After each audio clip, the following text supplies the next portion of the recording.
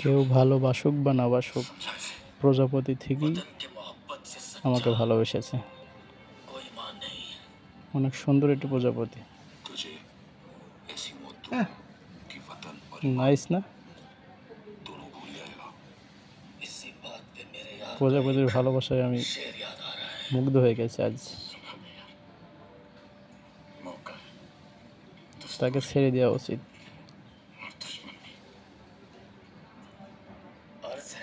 যাও বন্ধু, তুমি চলে যাও।